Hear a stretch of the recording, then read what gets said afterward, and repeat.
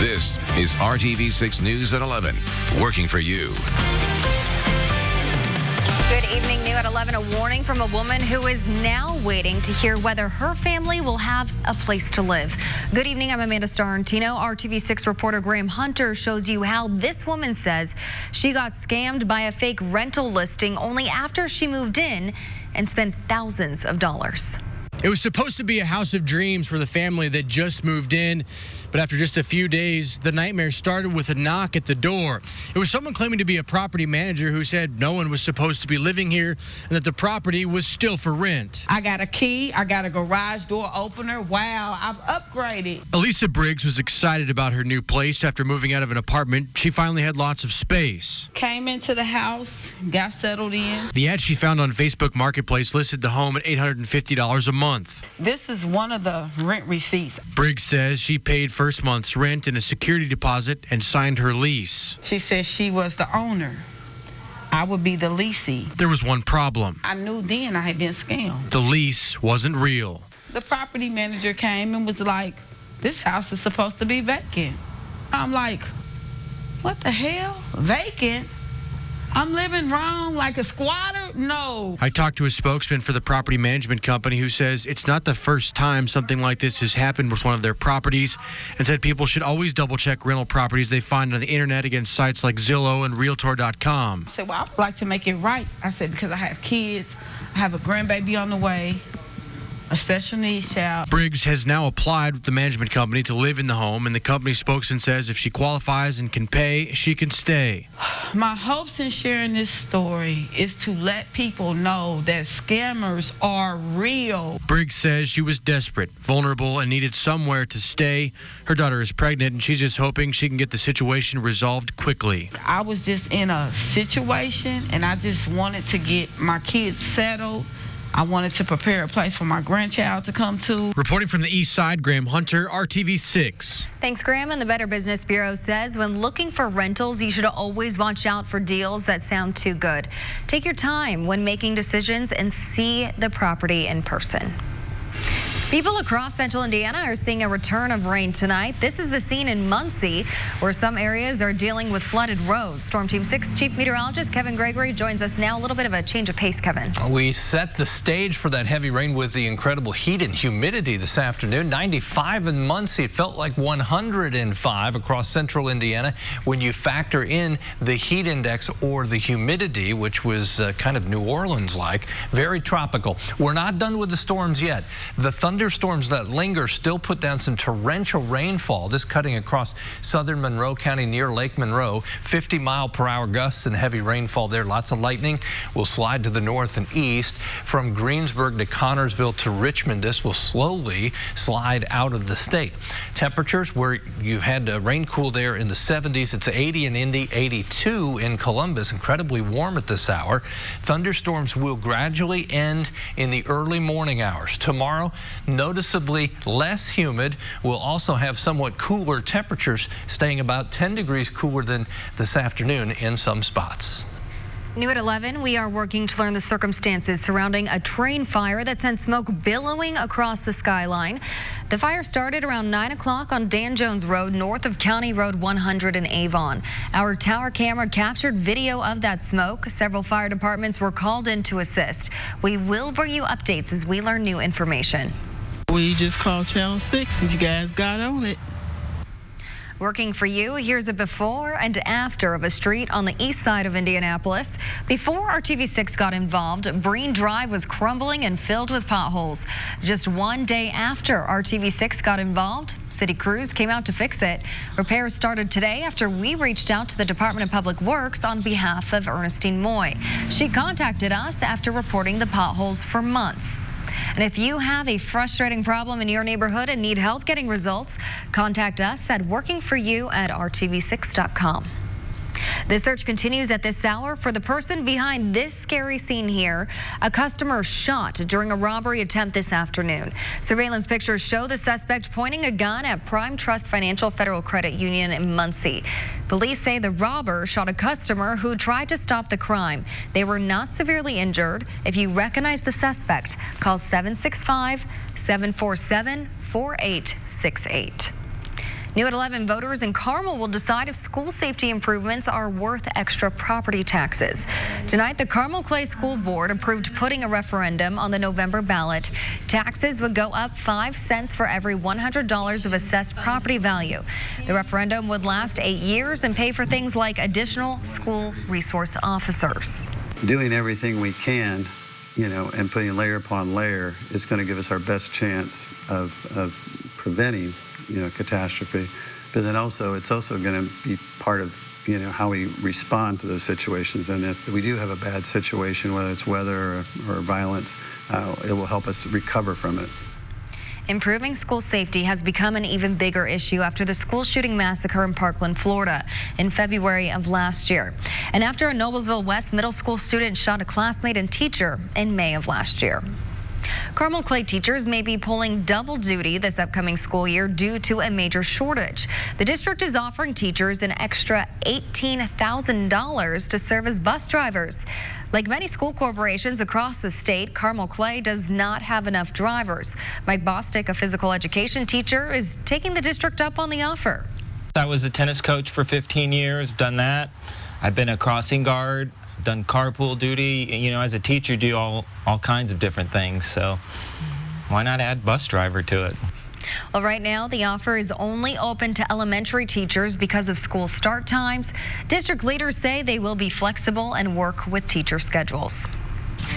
Tonight, we know at least one central Indiana school district would consider adding special stop arms to buses to improve safety. We first showed you the extended stop signs on Monday at 11. Katrina Falk is the Assistant Transportation Director for Shelby Eastern Schools. She's reviewed the extended stop arms, which are currently used in other states. You never know what's going to happen. You never know if that child is going to go somewhere that they aren't supposed to go. So anything we can do in this danger zone and to attract the attention of motorists, I'm all for it. In an official opinion shared earlier this week, Indiana Attorney General Curtis Hill said school districts can choose to use extended stop arms. And a new battle is beginning after Cathedral High School fired a teacher because he is married to a man. Now, the now former teacher is suing the Archdiocese of Indianapolis. According to the attorney representing Joshua Payne Elliott, the lawsuit claims the Archdiocese illegally interfered with his contract with the cathedral, causing the school to terminate him. This is the first time Payne Elliott's name has been released publicly. The Archdiocese says it did not fire him, but instead asked Cathedral if it planned to uphold contract language that disapproves of same-sex marriage. We are working to get details on a homicide investigation on the west side of Indianapolis. Detectives found a man dead just before 8 o'clock this evening on Eagledale Drive near Indianapolis Motor Speedway. Police have not released any other info. Stay with RTV6 for updates on this.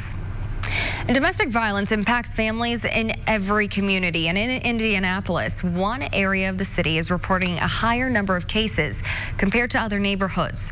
Since October of last year to May of this year, IMPD officers have responded to 724 domestic violence runs in the 46201 zip code. That's near Washington Street and State Avenue on the Near East Side. A local woman who broke free from abuse is doing her part to help others do the same. Daniette Smith started the organization Silent No More.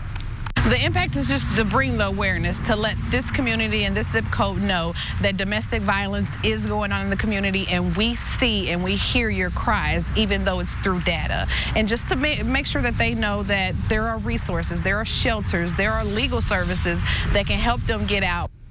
Silent No More needs volunteers for an upcoming resource walk. You can find info about that and the organization in general by going to the RTV6 app and clicking on this story.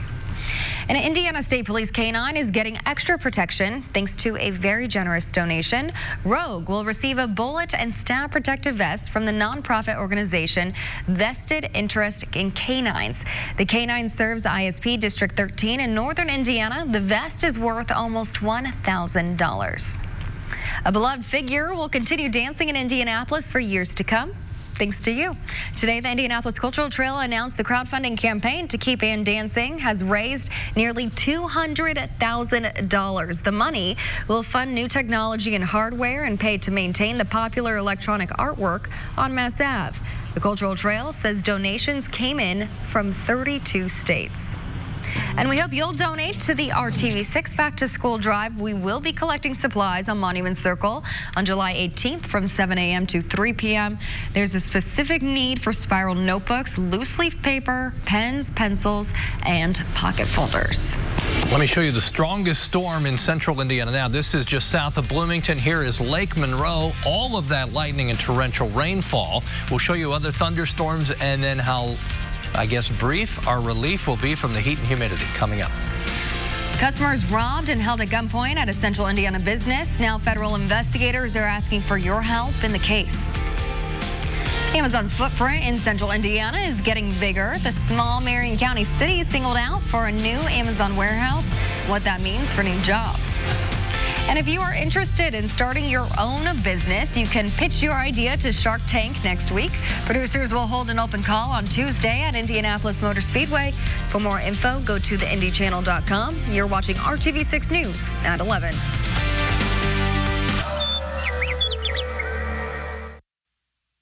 This is RTV6 News at 11, working for you. Up to $10,000 in reward money is being offered for information that leads to the arrest and conviction of these suspects here on your screen. Investigators say 4 people, 3 with guns, robbed the Cash America on Lafayette Road near 38th Street on the west side of Indianapolis. It happened around 1 o'clock in the afternoon on July 2nd. Police say the suspects held people in the store at gunpoint and stole 7 handguns, jewelry, cash, a video game console, and personal items from customers. You can report information by calling 800-283-4867. One of the biggest corporations in the world will be hiring Hoosiers after a big get for Beech Grove. Today, the city announced that Amazon plans to open a new warehouse at Churchman Bypass and Arlington Avenue. The company says the facility will create dozens of full-time and part-time jobs and entrepreneurial work opportunities. Mayor Dennis Buckley says it was Amazon that initiated talks to come to the city. I was shocked.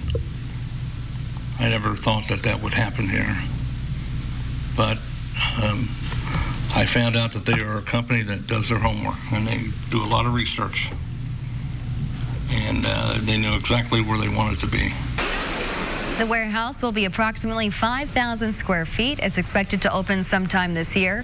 We will keep you updated on job opportunities there. And all week, we are profiling small businesses in central Indiana in honor of Shark Tank coming to Indianapolis next week. Tonight, we hear from the owner of Marie Gabriel Couture Bridal. Young Calling and her daughter opened their first shop nearly 7 years ago.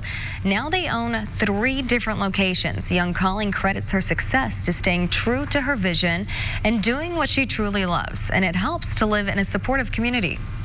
We truly stayed to our true vision from the beginning, and then all the true support of local, that locals, their word of mouth, referrals, and so much local. And there are many resources available for up-and-coming business owners. The Indiana Chamber of Commerce recommends starting with the Small Business Development Center, where experienced entrepreneurs can provide guidance. It's not easy. That's why some of the resources we point out, don't go it alone.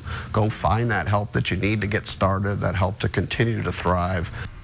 And you can find a list of resources to help start a new business and a list of ways to grow and maintain a small business at hiringhoosiers.com. A former high-ranking Indiana official wants to be the next governor of the state. Business executive Woody Myers is launching a campaign for governor. Myers has been an executive for several health insurance and healthcare companies around the country and served as Indiana's state health commissioner in the 1980s. Holcomb has a campaign announcement event set for Saturday. State Senator Eddie Melton of Gary and State Representative Carly Macer of Indianapolis are also considering Democratic campaigns. Sports stars from around the world gathered in Hollywood tonight, facing off for a different kind of trophy. ABC's Romina Puga has some of the memorable moments from the 27th annual ESPY Awards. The ESPYs celebrating the year's most notable sports performers and performances. This shows a celebration of the year in sports. Host Tracy Morgan poking fun at some of the biggest celebs in the room. Dwayne Wade, you look like you just dropped the R&B album. I know you got it. While players thanked their teams and let loose as they got on stage to accept their awards. Before I speak, I'm going to take my tooth out so I don't spit on any of the celebs in the front row. The show celebrated the blood, sweat, and tears athletes put in year-round, and of course, some meaningful honors. Recognize your power, use it to better your communities, and continue to fight for change. Marine Corps Sergeant Kirstie Ennis was honored with the Pat Tillman Award for service. It's been a really long road. High school coach Rob Mendez was honored with the Jimmy V Award for perseverance. Who says I can't? Nobody! Yeah! Saquon Barkley kicked off the night, winning Best Breakthrough Athlete. I want to say thank you to the Giants organization for drafting me and taking a chance on me. Alex Morgan was honored with Best Female Athlete. Sorry, but this is probably the second best trophy we won this week. The winners were voted on by fans, meaning it's not just about honoring who is best, but perhaps about recognizing who has the most dedicated supporters. Romina Puga, ABC News, Los Angeles. Congratulations to all the winners tonight. And an Indiana boy may win an ESPY next year for cutest national anthem singer. He stole the show before today's Fever game at Bankers Life Fieldhouse. Oh, say does that star-spangled banner yet wave o'er the land of the free and the home of the brave. Way to go. That's 4-year-old Jake Schumann from Fairland. He sang the anthem before this afternoon's game against the Las Vegas Aces. Today was Kids Day at Bankers Life, and I think he rocked it. Did a great job. Isn't that something? I could listen to the whole thing. I bet he's watched it a few times. He's probably watching it. Yeah, that's awesome. Great He's got a future in front of him. Love it. So poised. Thunderstorms still keeping some awake tonight. It might be a slow kind of drift off to sleep if you're down to the south. Bloomington, 79 degrees with a thunderstorm over Lake Monroe that will cruise through southern portions of Brown County as well. We'll head there in 1 second. Indy right now at 80, 82 in Columbus. Temperatures warm all night, humid all night. We'll see a break from the humidity and cooler temperatures tomorrow.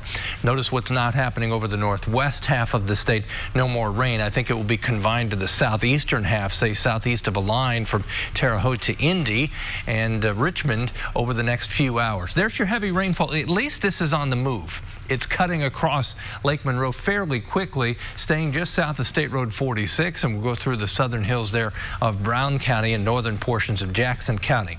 May see some 40 to 50 mile per hour winds as well. Greensburg, heavy rainfall, then widespread rain from Richmond on up through Winchester, just to show you some of the radar estimates, how concentrated and heavy the rain was. Eastern Clinton County still flood advisories, 4 inches plus in isolated spots, and then eastern Delaware County into Randolph, a good 3 to 4 inches of rain. We showed you some of the street flooding there in Muncie. If you did not have any rain this evening, look what's ahead. Dry conditions continue right on through early next week, and progressively warmer temperatures. We'll get a 2-day break tomorrow and Friday. Humidity down, temperature down. Then as we get to Saturday and Sunday, back at 90 or above. The humidity comes back up, but not as oppressive as today. Today was a rare day for the humidity in central Indiana. It's about as humid as it gets. There's your break tomorrow. Notice the drop in the humidity level. Then we're right back up into what you call the very humid category over the weekend. Highs tomorrow, mid-80s. We'll see a northwest wind at 10. Temperatures down, humidity down, and we stay dry through the day. Temperatures from north to south, low to mid-80s. Mostly sunny as we get to Friday. Not too humid yet. Temperatures still right average for this time of year with a light north wind. Temperatures in the morning at 64, a little more comfortable there. There's your afternoon high. As we move from Friday to Saturday, you see the temperature jump up a little bit. The humidity climbs as well. Not too humid, though. That begins a stretch of days that continues Monday, Tuesday, with temperatures at 90. It's likely that a hurricane will form in the Gulf of Mexico, the northern Gulf of Mexico, by this weekend. Where some of that moisture goes by the middle of next week is still an open question. We'll keep our eye on that. 7-day forecast over the next 7 days, primarily dry until we get to next Wednesday. The thunderstorms tonight are gradually ending, then a dry stretch ahead. All right, thank you, Kevin. And Brad joins us now. He was in Kokomo tonight. Baseball season rolls on here in Kokomo as it's season number 5 for the Jackrabbits. I'm Brad Brown up in Howard County. We'll show you what's new with the team and how they're settling into their new league. Summer's in full swing. On the news at 11 next. Of Indianapolis at RTV6.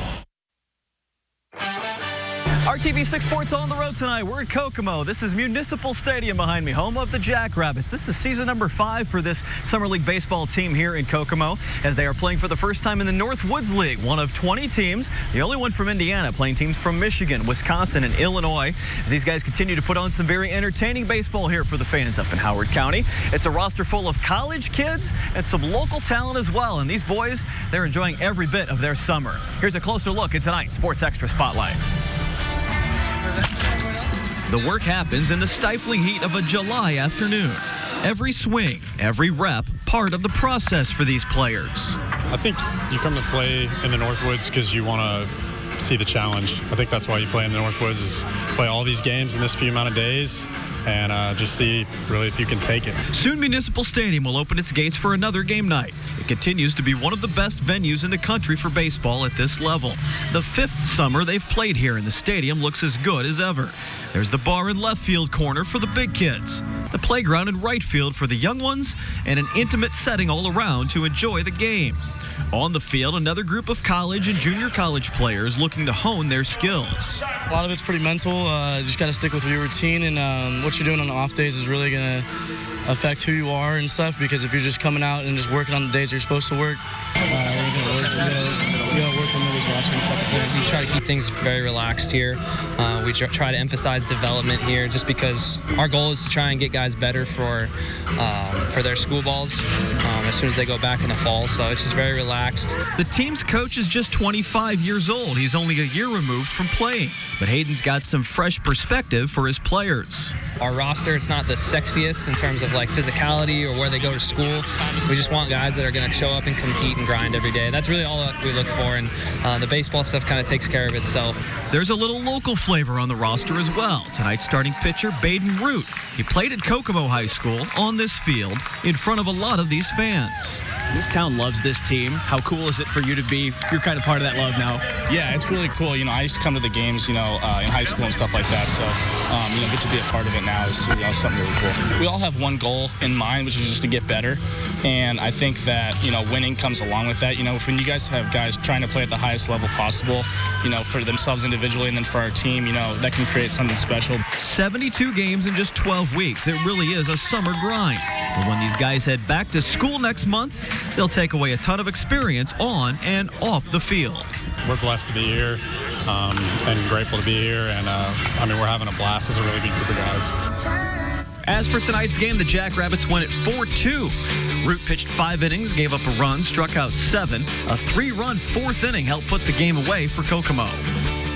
Some great action up here. It's a great night of baseball if you want to have a look at it. KokomoJackrabbits.com for more information. That does it for us here tonight with sports. We'll head back to the studio to wrap up the news at 11 next here on RTV6.